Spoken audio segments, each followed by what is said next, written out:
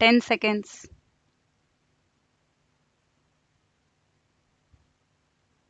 5 seconds. Get ready. Start. சட்டமன்ற பேரவையில் மாண்புமிகு முதலமைச்சர் அவர்கள் ஆற்றிய உரையாவது: மாண்புமிகு பேரவை தலைவர் அவர்களே, மேதகு ஆளுநர் அவர்கள் இந்த மாமன்றத்தில் உவந்தளித்த பேருரைக்கு நன்றி தெரிவிக்கும் தீர்மானத்தின் மீது நடைபெற்ற விவாதத்தில் மாண்புமிகு உறுப்பினர்கள் தங்களது அரிய கருத்துக்களை எடுத்து வைத்தமைக்காக முதற்கண் என் நன்றியை தெரிவித்துக் கொள்கிறேன். மாண்புமிகு உறுப்பினர்கள் அனைவரும் உரையை பாராட்டியும் எதிர்க்கட்சி உறுப்பினர்கள் சிலர் குற்றஞ்சாட்டியும் தங்களது கருத்துக்களை எடுத்து வைத்துள்ளனர்.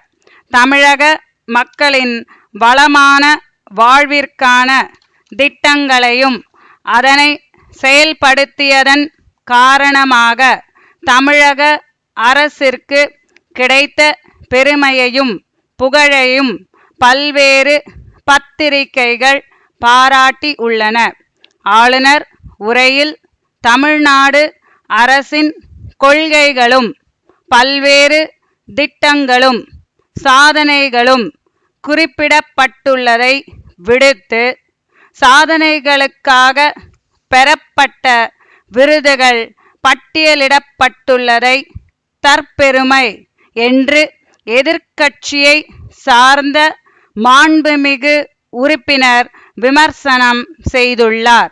மத்திய அரசால் வழங்கப்படும் விருதுகள் தமிழக அரசின் சாதனைகளுக்கான பாராட்டுக்கள் என்கிற முறையில் அவற்றை எடுத்துக்கொள்ள வேண்டுமே அன்றி மாண்புமிகு உறுப்பினர் குறிப்பிட்ட கருத்து ஏற்புடையதல்ல என்பதை தெரிவித்துக் கொள்கிறேன்.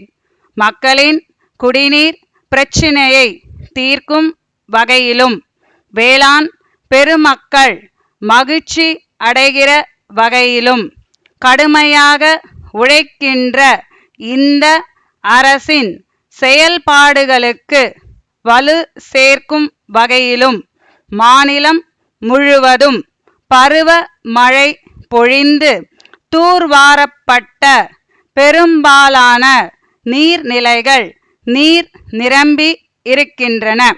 தமிழ்நாட்டின் வறட்சியான பகுதிகளிலுள்ள விவசாயிகளின் துயர் துடைக்கவும் அப்பகுதிகளில் நீராதாரத்தினை உயர்த்தவும் காவேரி குண்டாறு திட்டத்தின் முதற்கட்ட பணிகளை செயல்படுத்த நடவடிக்கை எடுக்கப்பட்டு வருகிறது என்பதை மகிழ்ச்சியுடன் தெரிவித்துக் கொள்கிறேன்.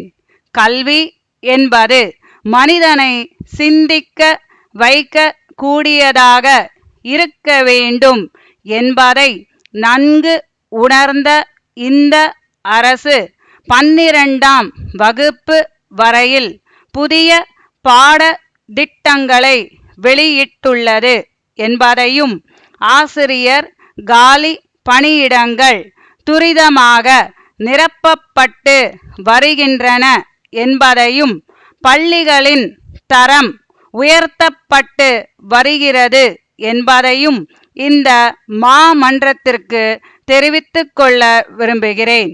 அமைதி, வளம், வளர்ச்சி என்ற கோட்பாட்டிற்கேற்ப தமிழ்நாட்டில் சட்டம் ஒழுங்கு சிறப்பாக பேணப்பட்டு வருகிறது.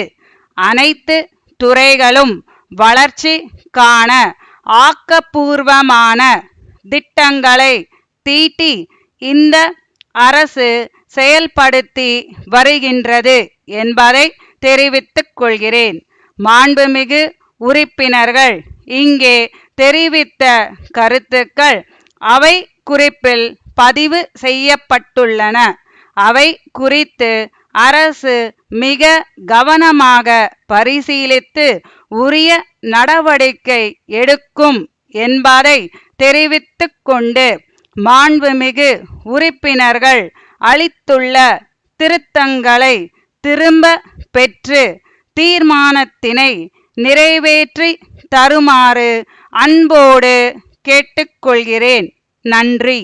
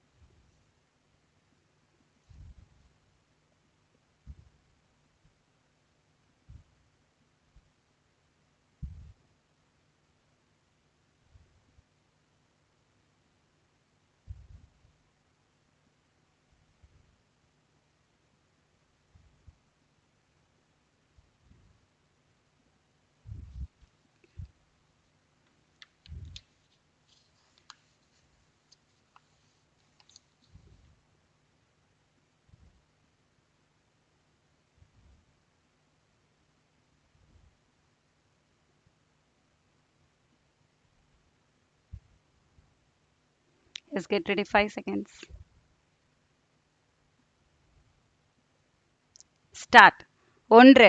ஈரோடு செப்காட் தொழில் வளர்ச்சி மைய வளாகத்தில் படர்ந்துள்ள முட்புதர்களை அகற்றி ஒதுக்கீட்டு பகுதிகளை சுற்றி முள்வேலி அமைக்கும் பணிக்காக மூடி முத்திரையிடப்பட்ட ஒப்பந்த புள்ளிகள் அரசு சார்பு நிறுவனங்களில் பதிவு பெற்ற கட்டுமான பணிகளில் அனுபவம் பெற்ற ஒப்பந்தக்காரர்களிடமிருந்து சென்னை தமிழ்நாடு தொழில் முன்னேற்ற நிறுவனத்தின் கண்காணிப்பு பொறியாளரால் வரவேற்கப்படுகின்றன.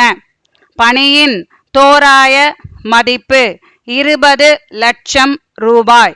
ஒப்பந்த புள்ளி ஆவணங்களை ரூபாய் 200 செலுத்தி தலைமை அலுவலகத்திலிருந்து வேலை நாட்களில் பெற்றுக்கொள்ளலாம். மூடி முத்திரையிடப்பட்ட ஒப்பந்த புள்ளிகள் ஜனவரி திங்கள் 4ஆம் தேதி பிற்பகல் 3 மணி வரை பெறப்பட்டு 4 மணிக்கு திறக்கப்படும். ஒப்பந்த புள்ளி அறிவிப்பு தயார் செய்க. 2. தமிழ்நாடு சிமெண்ட்ஸ் நிறுவனத்தால் புதிதாக அரியலூரில் துவங்கப்பட்டுள்ள தொழிற்சாலைக்கு நேர்முக உதவியாளர் பணியிடத்திற்கு விண்ணப்பங்கள் வரவேற்கப்படுகின்றன. கல்வித் தகுதி ஏதேனும் ஒரு பட்டப்படிப்பு, சுருக்கெழுத்து மற்றும் தட்டச்சு முதுநிலை தேர்வில் தேர்ச்சி பெற்றிருக்க வேண்டும். வயது 30க்கு மேற்படாமல் இருக்க வேண்டும். 25,000 ரூபாய் சம்பளம். விண்ணப்பங்கள் பொது மேலாளர், தமிழ்நாடு சிமெண்ட்ஸ் நிறுவனம், அண்ணா சாலை, சென்னை என்ற முகவரிக்கு ஜனவரி 20ஆம் தேதிக்குள் அனுப்பப்பட வேண்டும். விளம்பரம் தயார் செய்க. 3. ராணிப்பேட்டை மாவட்டம் அரக்கோணத்தில் உள்ள தனியார் ஆடை ஏற்றுமதி நிறுவனத்தில் பணிபுரியும் பெண் ஊழியர்கள் அந்த நிறுவனத்திற்கு சொந்தமான பேருந்தில் பள்ளிப்பட்டு என்ற இடத்திலிருந்து பணியிடத்திற்கு பயணம் செய்து கொண்டிருந்தனர். பேருந்து பொன்பாடி அருகில் சென்று கொண்டிருந்த போது கட்டுப்பாட்டை இழந்து சாலையில் கவிழ்ந்தது.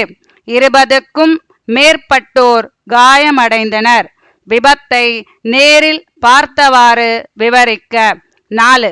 மறைமலை நகர் நகராட்சியால் சேகரிக்கப்படும் குப்பைகள் அங்குள்ள தனியார் தொழிற்சாலை அருகே கொட்டி வைக்கப்படுகின்றன. எரியூட்டப்படுவதால் அருகிலுள்ள தொழிற்சாலைகளில் பணிபுரிபவர்களுக்கும் சுற்றி குடியிருந்து வரும் மக்களுக்கும் எரிச்சல், சுவாச கோளாறு உள்ளிட்ட பிரச்சினைகள் ஏற்படுகின்றன. இதற்கு நிரந்தர தீர்வு காண மறைமலை நகர் நகராட்சி நிர்வாகம் நடவடிக்கை எடுக்க வேண்டும். நகராட்சி ஆணையருக்கு குடியிருப்போர் நல சங்கத்தின் சார்பாக கடிதம் வரைக.